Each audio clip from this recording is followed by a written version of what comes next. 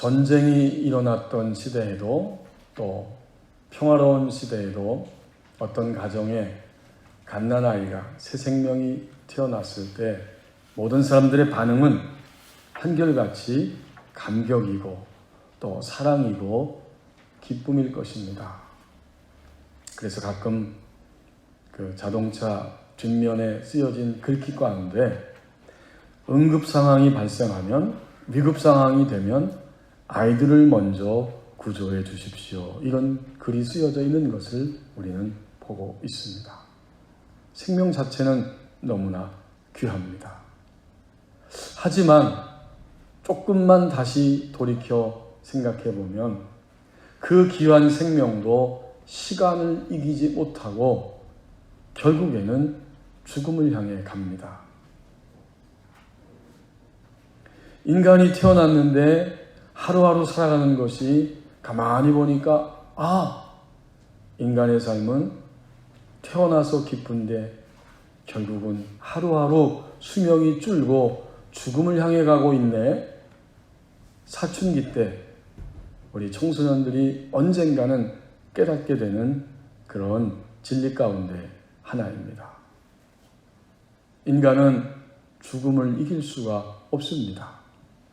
우리에게 주신 오늘 본문 하박국 2장 4절 상반절 말씀을 보십시오. 불의가 나타나는 세상에서 죽음을 목격합니다. 이 상반절에 보면 하박국 선지자는 하나님의 그 명령을 따라서 예언을 선포하게 됩니다.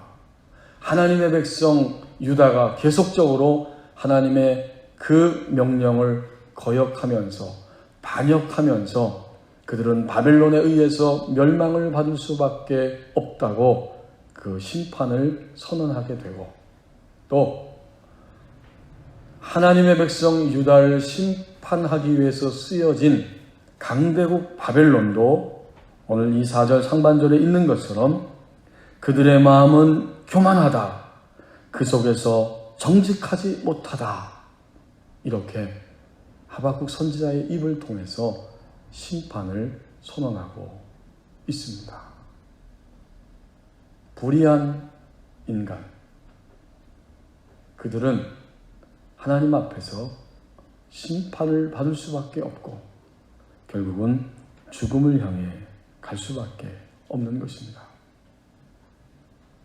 요즘은 우리가 코로나19로 인해서 확진자가 몇 명이고 사망자가 몇 명이다, 이런 뉴스를 일상 속에서 계속 듣고 있습니다. 사실은 죽음을 향해 가는 것이 인간이지만 이 코로나19로 인해서 우리는 더 자주 죽음을 목격하고 있습니다. 여러분이 들으신 것처럼 벌써 미국에서 이 코로나19로 인한 사망자가 2만 명이 넘어섰다고 합니다. 또 가까운 일본에서는 하루에 확진자가 700명이 넘어서고 있다는 그런 뉴스를 듣고 보고 있습니다. 인간은 죽음을 피할 수 없다는 것, 이것이 인간의 현실입니다. 그러니까 오늘 이 4절 상반절 말씀에 보면 바로 그들도 그의 마음이 교만하기 때문에, 그의 속에서 정직하지 못하기 때문에 심판을 받을 수밖에 없다는 거예요. 이들은 누구냐? 바로 하나님의 백성 유다를 심판하기 위해서 쓰시는 하나님의 도구인 그 당시의 강대국 바벨론입니다.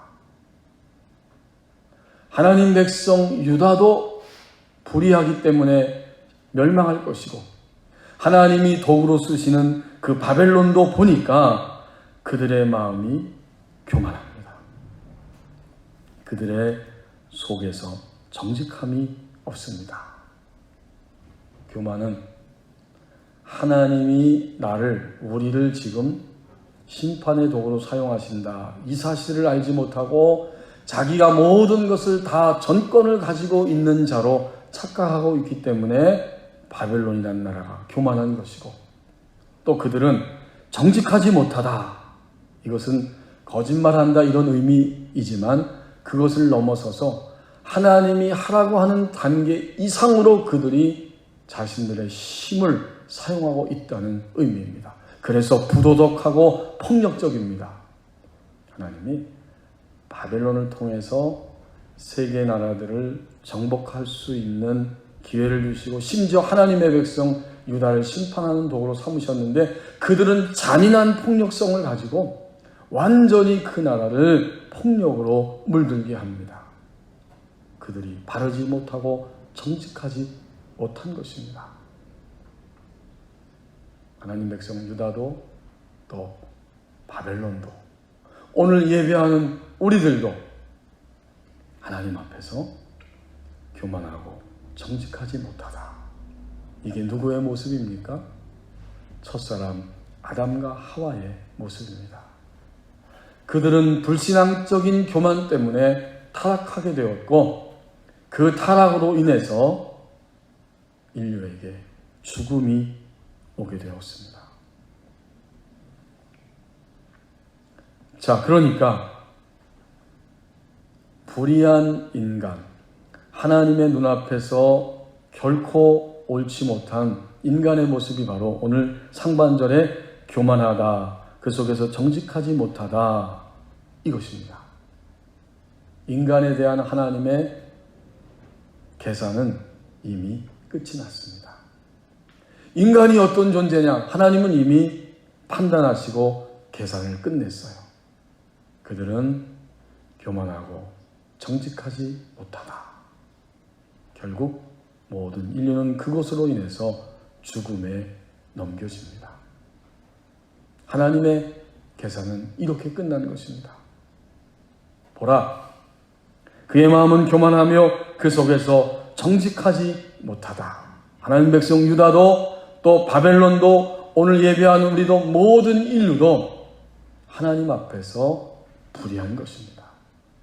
그 불의로 인해서 인간은 죽음에 넘겨지게 되었습니다. 어느 교회에서 전도 훈련을 하는데 그 설교하는 목사님이 예배하면서 이렇게 말했습니다. 미국의 유명한 전도자 이야기를 하는데 하루는 그 전도자가 필라델피아 역 앞에서 엉엉 울고 있었습니다. 사람들이 지나가다가 왜 우느냐고 물었더니 그의 대답은 이런 것이었습니다. 이 많은 사람들이 역으로 지금 들어가는 모습이 마치 지옥으로 떨어지는 것처럼 보인다. 그래서 너무 가슴이 아파 이렇게 눈물을 흘린다. 목사님의 그 설교를 들으면서 그 예배 자리에 있었던 한 성도도 마음속으로 그렇게 동의하게 됩니다. 어쩌면 그런가?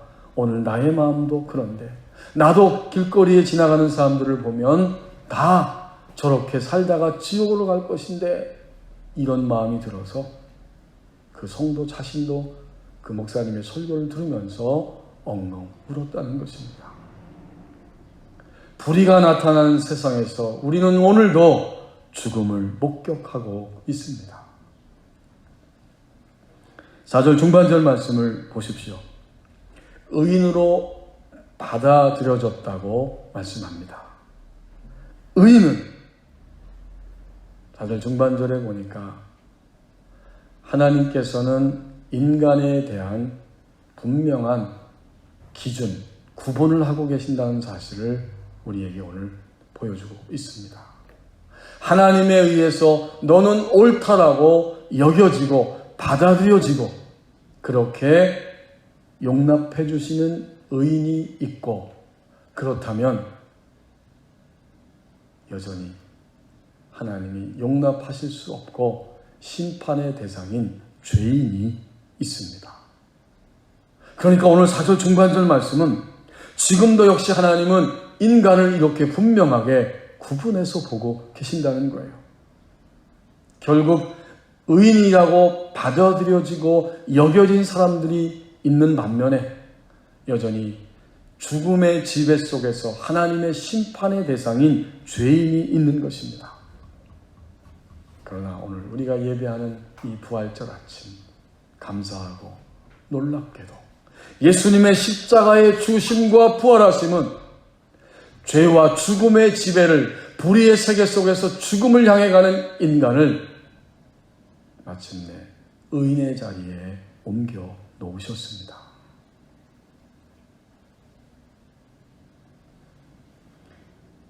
우리 사회는 최근 들어서 아주 치열하게 부딪히는 것이 있는데 누가 옳으냐 하는 겁니다. 현재 우리가 4월 15일 국회의원을 뽑는 그런 시즌이잖아요.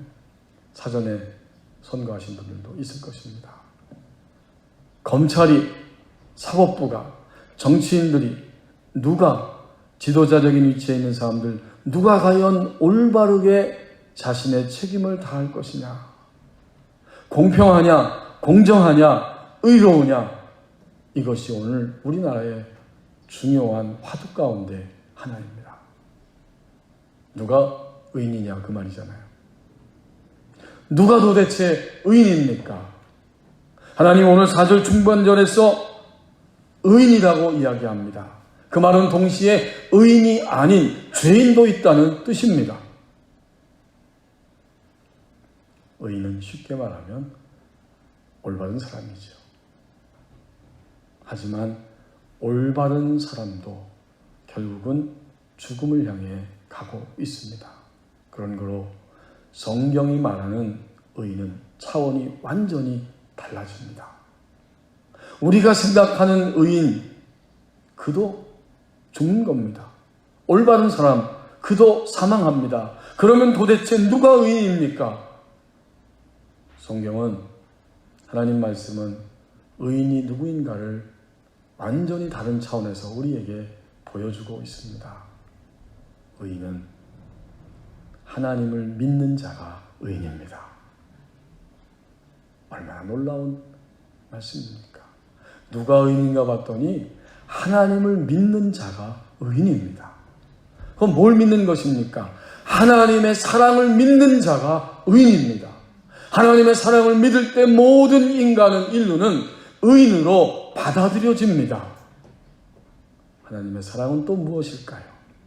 그것은 하나님이 인간의 몸으로 이 땅에 오셔서 십자가를 지시고 죽으셨다는 것이고 또한 죽음에서 부활하셨다는 사실입니다.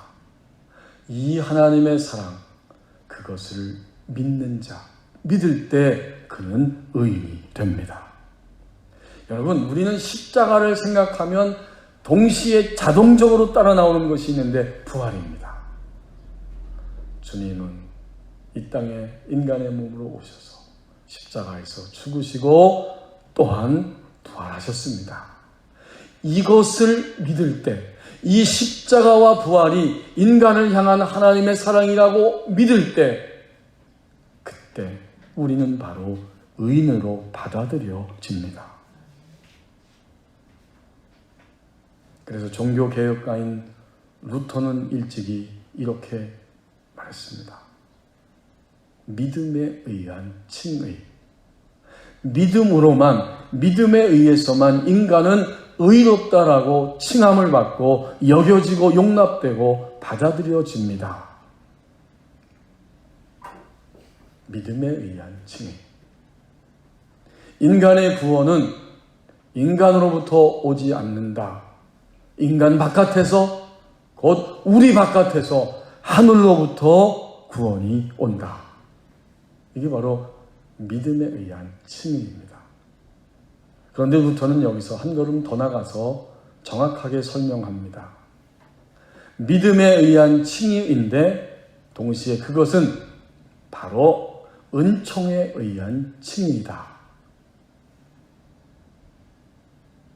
로마서 1장 17절 말씀을 루터는 붙잡았습니다. 여러분이 로마서 1장 17절 말씀을 잘 알고 계시잖아요.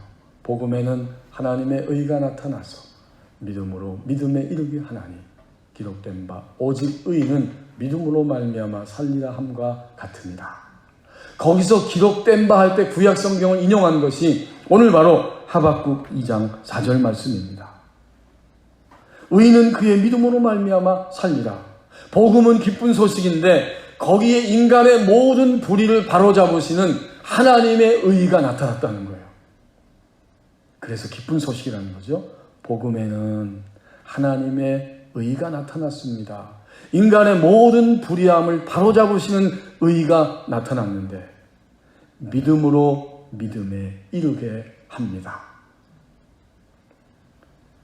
믿음으로 믿음에 이르게 한다 할 때 앞에 믿음으로 이것이 바로 은총에 의한 칭의입니다.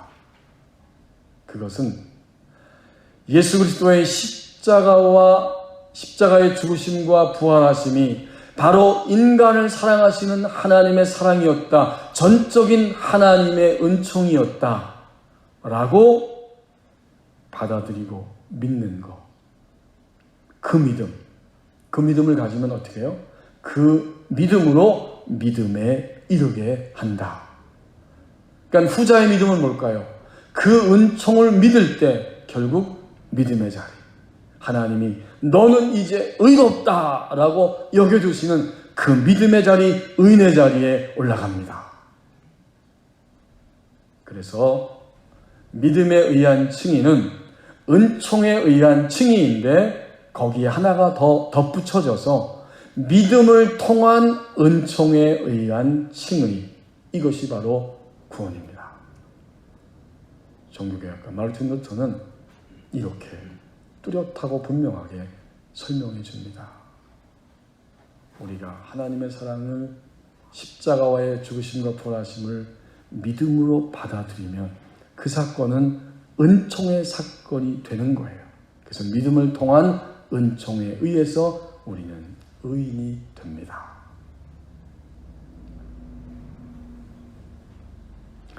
이동원 목사님이 미국에 가셨을 때 미국의 빌리그레암 목사님의 그 기념도서관에 간 적이 있었다는 사실을 책을 통해서 기록해 준 것을 제가 읽어보았습니다. 영성의 길이라고 하는 책에서 그때 그 감격스러운 경험을 기록해 주고 있습니다. 그 빌리그레암 목사님 도서관 건물 안으로 들어가고 있는데 오른쪽에 그 빌리그레암 목사님의 사모님 루스 그레암의 묘지가 있었습니다. 안내하는 분이 빌리그레암 목사님 그 도서관 들어가기 전 오른쪽에 그 묘지에 먼저 가보십시오 해서 갔더니 놀랍게도 거기에는 한문으로 오를 의자가 쓰여져 있는 겁니다. 그 글자는 사모님이 살아생전에 그렇게 좋아했던 글자라고 안내를 해줍니다. 이유를 들어봤더니 그 오를 의자는 양양자 밑에 나자로 되어 있잖아요. 그러니까 이 사모님은 나의 어린 양 되시는 예수님이 나의 의가 되신다. 이것 때문에 그 글자를 너무나 좋아했다는 겁니다. 그 설명을 들으면서 감동했는데 그 사모님의 비문에 쓰여있는 글을 읽어보니까 훨씬 더 감격적이었다고 그렇게 말합니다. 그 비문에는 공사 끝 그동안 참아주셔서 감사합니다. 이런 글이 쓰여져 있다는 거예요. 이게 어떤 배경을 가졌는가 안내인의 말을 들어봤더니 이 목사님 부부가 빌리그레암 목사님하고 사모님이 차를 타고 이제 그 사는 동네를 막 지나가고 있는데 길을 막아놓고 거기에 공사를 하고 있었다고 합니다. 그 팻말에 보면 공사 중입니다. 죄송합니다. 이런 팻말이 있었던 거죠. 그리고 몇 날 지나서 다시 그 마을을 지나가고 동네를 지나가고 있는데 공사가 다 끝나서 거기에 공사 끝 그동안 참아주셔서 감사합니다. 이런 팻말이 붙여 있었습니다. 그걸 보는 순간 이 사모님은 너무 감격스럽고 좋아하면서 남편에게 목사님에게 말하기를 여보 저 글이 정말 저는 마음에 듭니다. 제가 죽으면 제 무덤에 써주세요. 그 말을 듣고 기억했다가 이 빌리그레암 목사님이 사모님의 묘에 그 글을 써놨다는 겁니다. 교우 여러분, 우리는 아직 공사가 끝나지 않았습니다. 우리는 공사 중인 인생입니다. 그래서 서로에게 상처를 주고 상처를 받고 알지 못하고 또는 알면서도 서로를 찌르고 찔림받으면서 이렇게 고통을 느낍니다. 공사가 끝나지 않은 그런 인생이기 때문에 서로에게 불평함을 줍니다. 하지만 언젠가는 공사가 끝날 것입니다. 그때 우리도 주님 앞에 서서 우리 함께 이렇게 고백할 수 있을 것입니다. 이제 공사가 끝났습니다. 그동안 참아주셔서 감사합니다.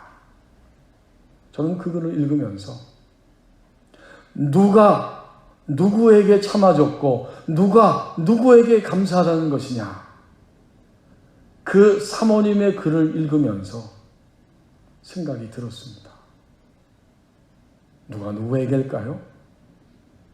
먼저는 주님에게입니다. 주님이 우리를 일생 동안 참아주시면서 너는 의롭다, 너는 의롭다 라고 받아주셨습니다. 그러니까 우리 인생을 끝마치면서 나를 받아주신 주님 감사합니다. 그렇게 하고 이 땅을 떠나는 겁니다. 동시에 우리는 일생 동안 한 공간과 시간 속에서 함께했던 모든 사람들, 가족과 친구들과 교우들과 모든 사람에게 대해서 감사한 것입니다. 정말 조금만 돌이켜보면 우리 일생 동안 함께한 사람은 다 감사의 대상이에요. 그리고 우리 일생 동안 함께한 모든 사람은 미안함의 대상입니다. 우리는 그들에게 고백해야 할 것입니다. 그동안 나를 참아주셔서 감사합니다. 주님에게, 사람에게 참으로 감사하다고, 이제 공사가 끝났다고 그렇게 고백하는 그리스도인의 일생이 되어야 합니다. 그래서 주님 말씀합니다. 불의가 나타나서 죽음을 목격하는 이 시대 속에서 우리를 의인으로 받아주셨다고 말씀합니다. 이제 4절 하반절 말씀을 보십시오. 신뢰의 발걸음을 옮길 때마다 부활 생명이 흘러간다고 말씀합니다. 4절 하반절에 보면 모든 인류가, 죄와 죽음의 그 지배를 받는 인류가 그 모든 어둠을 떨치고 새로운 모습으로 살아갈 수 있는 길이 있음을 보여주십니다. 의인은 그의 믿음으로 말미암아 살리라. 이제 의인된 우리들이 죄와 죽음의 영향력을 밀어내버리고 하나님의 풍성한 생명이 흘러가도록 그런 삶을 향해 발걸음을 옮길 때마다 부활 생명이 내 안에서 흘러갈 수 있습니다. 그것이 무엇입니까? 우리의 생각과 언어와 행동이 주님을 신뢰하고 출발할 때마다 놀랍게도 우리 안에서 어둠이 싹 물러가기 시작하고, 우리 안에서 물러간 어두움 때문에 사람들이 우리를 통해서 하나님의 생명을 느끼게 됩니다. 그야말로 이것은 부활 생명이 흘러가는 역사입니다.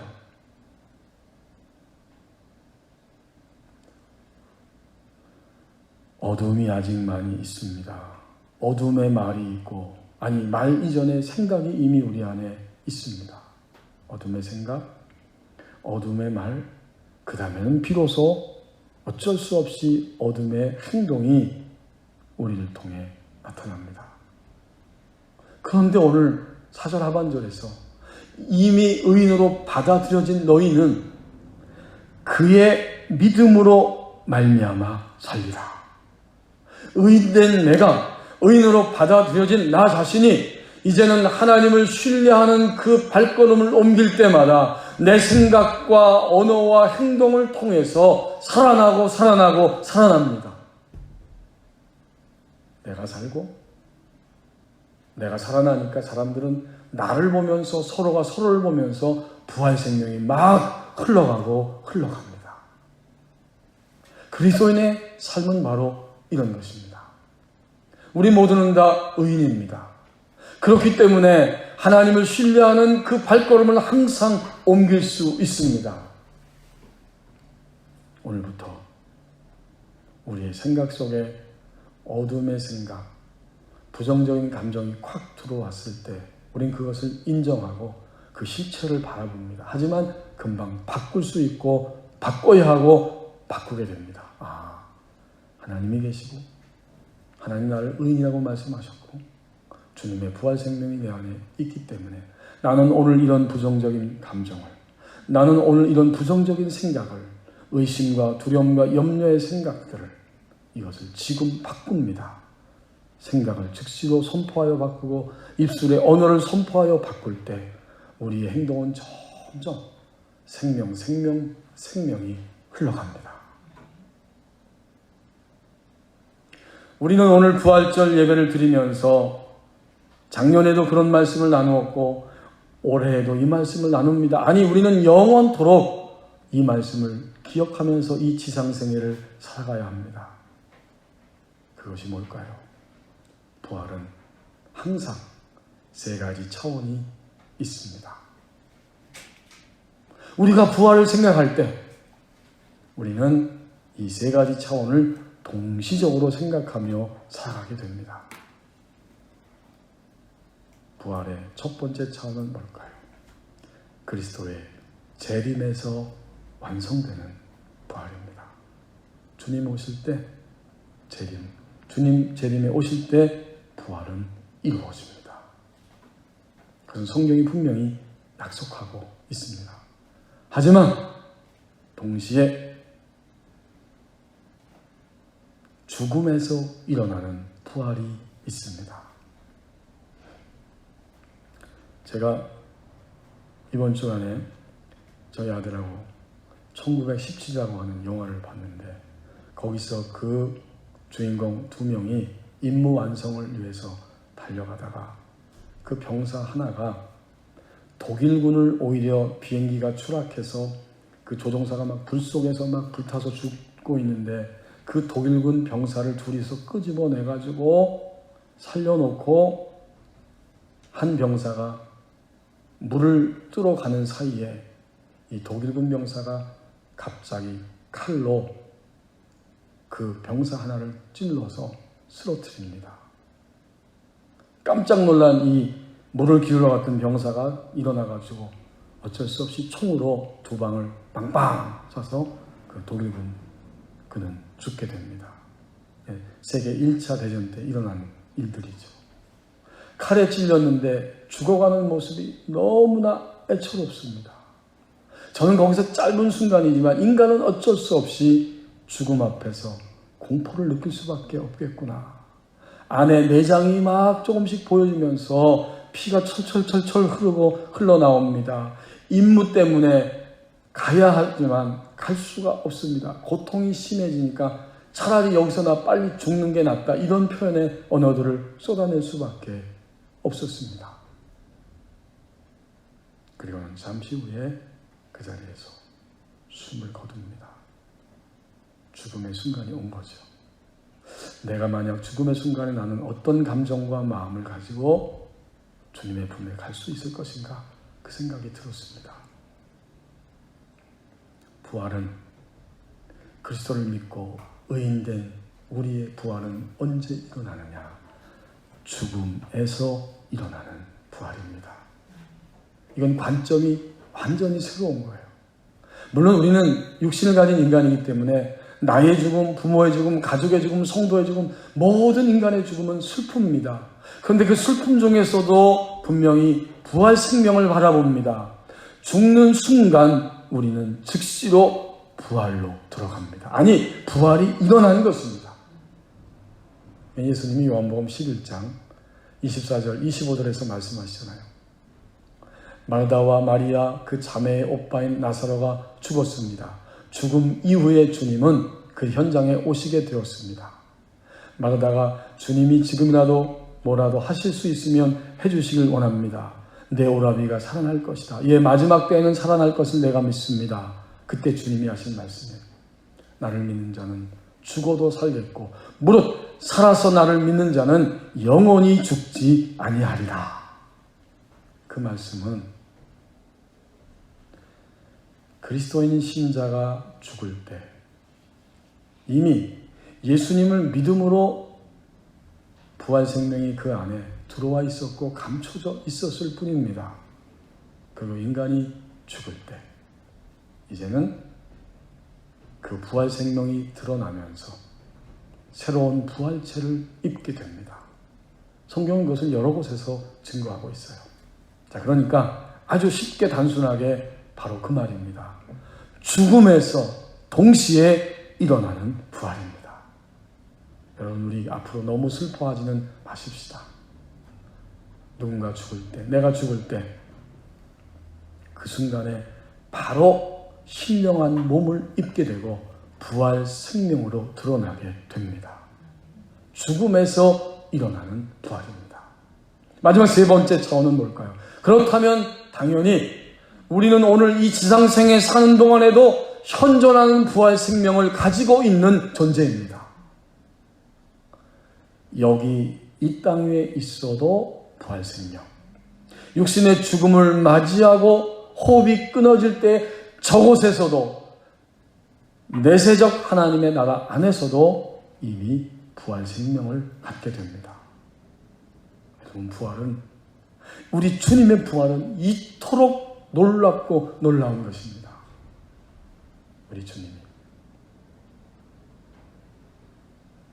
부활하셔서 인간에게 부활의 모습을 보여주셨을 때 거기에는 이런 세 가지 차원이 있었던 것입니다. 재림에서 나타나는 부활, 죽음에서 나타나는 부활, 그런 거로 현존하는 부활 생명을 가지고 우리는 여기서 살고 있고 저곳에 가서도 영원히 살 것입니다. 이 부활 생명이 우리 안에 있습니다.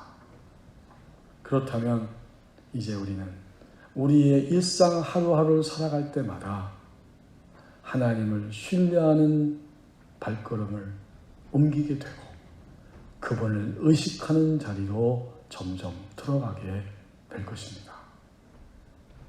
하나님을 신뢰하는 자리로 발걸음을 옮기는 것, 바로 그때에야 우리 삶 속에 부활 생명이 풍성하게 흘러갈 수 있습니다. 우리에게 잘 알려진 책 가운데 로렌스 형제가 쓴 하나님 임재 연수이라고 하는 책이 있습니다. 1600년대에 쓰여진 책이지만 지금도 여러 사람들이 읽으면서 감동을 받고 도전을 받고 있습니다. 이 로렌스는 파리 근교의 그 카르멜 수도원에서 수사로 일했습니다. 원래 그의 이름이 니콜라스 헐먼인데 그냥 로렌스 형제라고 부릅니다. 수사로서 그 수도원에서 요리와 회계를 맡아서 섬겼던 사람입니다. 그 책을 읽어보면 앞에 1부, 2부, 3부 쭉 나가다가 마지막 영적인 그런 일기죠. 근데 마지막 4부에 보면 로렌스를 지켜보았던 그 보포르라고 하는 수도원 원장이 로렌스 형제에 대해서 증언해주는 내용이 나옵니다. 그 내용 가운데 이런 이야기가 있습니다. 로렌스 형제가 부엌에서 그릇을 닦고 있는 모습을 보면 마치 경건한 사제가 성찬을 집례하듯 엄숙하다. 그릇을 다 닦고 임무를 완수한 뒤 부엌에서 함께 일하는 동료들이 빠져나가기를 기다린다. 그리고 그는 부엌이 마치 성소인 양 무릎을 꿇는다. 그 이후에 그는 오랫동안 하나님 앞에 머무른다. 부엌에서 나오는 그의 얼굴에는 형언할 수 없는 거룩한 빛이 있음을 본다. 우리는 그와 대화하면서 때로는 예수님의 음성을 듣는 것 같은 착각이 든다. 그의 손을 만지면 예수님의 손을 만지는 것 같았다. 그는 우리에게 예수님을 보여주고 있었다. 그는 대단한 설교를 한 사람도 아니었고 성찬을 집례한 사제도 아니었지만 오히려 수도원장에 의해서 사람들에 의해서 정말 저 로렌스 형제야말로 일상성 속에서 하나님과 동행하고 그분의 임재를 경험하고 그분의 임재를 드러내는 삶을 살았습니다. 이렇게 객관적으로 증언을 받고 있었습니다. 마지막에 이렇게 결론을 내리고 있습니다. 말이 아닌 삶으로 하나님의 임재를 경험했던 사람, 믿음으로 산 인생, 마지막까지 견고한 인생. 의인은 그의 믿음으로 말미암아 살리라. 바로 그 말씀 그대로 그의 일상에서 그는 하나님 앞에서 신뢰의 발걸음을 옮기면서 마침내 부활 생명을 흘러보내는 이런 삶을 살아가는 사람이었습니다. 신뢰의 발걸음을 옮길 때마다 부활 생명이 흘러간다고 말씀합니다. 제가 중학교 2학년 때라고 기억이 되는데 고향교회에서 목사님이 4월달 부활절 시즌에 설교를 하시다가 저녁 예배 시간에 여러분, 죽음은 어떤 면에서는 인간에게 축복입니다. 이런 설교를 하신 적이 있었습니다. 이번 부활절에 그 기억이 나는 거예요. 그때 중학교 2학년인데 아니 목사님 어떻게 죽는 게 축복일까요? 저는 죽음이 막 두려운데 그때 그랬습니다. 조금씩 성장하면서 믿음 안에서 걸어가면서 그 말씀이 이해가 됩니다. 낳고 늙고 병들고 죽는 것이 인생인데 그 모든 것들이 멈춰지고 새로운 부활 생명 안에 들어가기 때문에 어떤 면에서는 그런 면에서는 인간에게 축복입니다. 이런 뜻이었을 것입니다.